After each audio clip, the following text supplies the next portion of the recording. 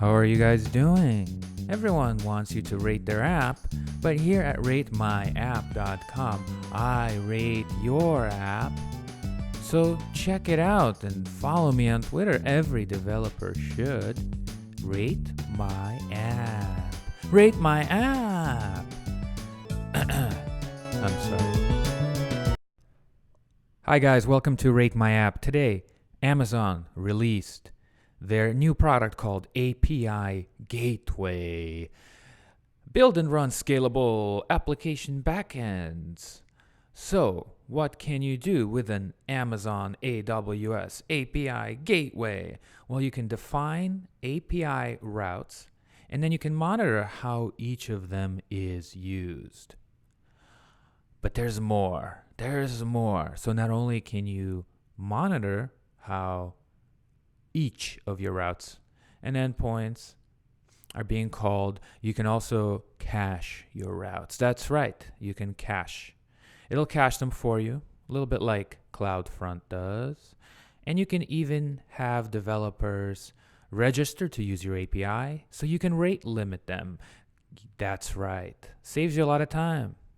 You can even make calls to APIs you already have. For example, if you use SOAP, like all programmers should use SOAP. Or if you have a REST API, pass it right through, connect it anywhere. For example, you can even point one of your routes to a Lambda function. What is a Lambda function?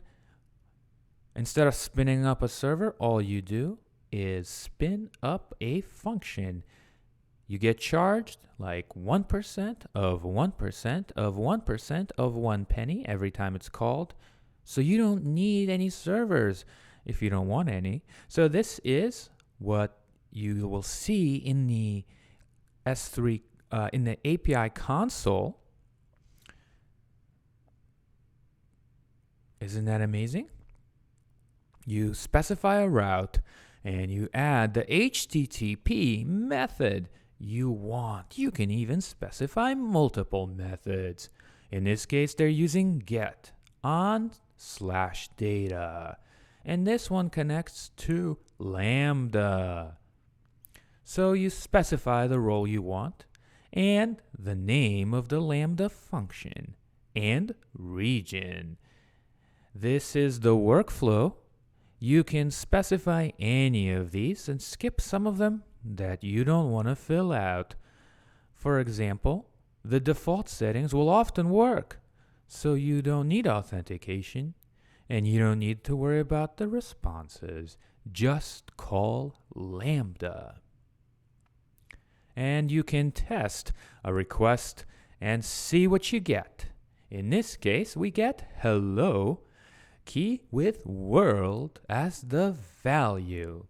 Check out the logs below to see the exact milliseconds everything happened. By the way, how do you create this function that you will call when a user goes to /data? Well, you have to create your Lambda function first. How do you do that? It's an exercise for the reader, but I'll show you right now. You go to the Lambda console and create a new function. You call it hello world and then you fill it in this code snippet here that you cannot copy. So you better know how to write a hello world function yourself or just follow along. So basically, the way Lambda works is you give the function a name and it takes an event and a context. Event is an object that contains interesting information, especially the arguments passed to your Lambda function, also known as the arguments passed to your API endpoint. In this case, we don't care about anything the user does, except when they call the endpoint. So we simply return hello world, no matter what. And context.done is the function that says, hey, We're done. Send this call back. Send it now. Null, I'm almost certain, since I didn't fully read the documentation, null means there is no error to report, following the conventions of Node.js. But what if we want to pass a parameter? Let's just show you how right now, only on ratemyapp.com. Remember when I told you that an event can have a key because it can hold our arguments? Well, here's what we can do. Event.name, is it there? If it's not undefined, use event.name. Otherwise, use no-name, the string. Then we'd say, we're done with this function, getHelloWithName. Simply return hello with the name as the value. What does it look like? They don't quite show you how that looks, but we can imagine that you pass in the name as a parameter. So down here, we reach another interesting thing to know about the API Gateway by AWS, also known as Amazon Web Services. You can set up multiple stages for your API. Maybe one is production, one is test, one is a stage called beta, and another one is something else entirely. Something that should never be mentioned in this video. And then you can edit. You can edit like you've never edited before. Because this product did not exist publicly before. You can enable an API cache for each of your stages. For production, definitely, let's cache the API out of this enable. And let's set the cache capacity to 0.5 GB. Because I'm sure Amazon wants to charge us for every time we change this dropdown. We can even log everything to CloudWatch, or specify a custom log level, such as error, info, warning, or anything you desire. Just consult the documentation. You can cheapen out and only log partial requests and responses, or log every detail you can. You can also do something really cool. You can provide libraries called an SDK so that your developers and developers of third parties can use your API. Because not everyone knows how to use REST APIs in 2015. Some people might want a library for Android or iOS, and you can do that here. And of course, if you don't want an super ugly URL like HTTP, I don't even want to read it, executeapi.com/prod, you can customize the domain name and the subdomain name with your own domain name. It's incredible. It's amazing. No, it's AWS Amazon API Gateway, build and run scalable application backend. And another cool feature of this service, whose name I just mentioned in the last 10 seconds, so I won't do it again, is data transformation.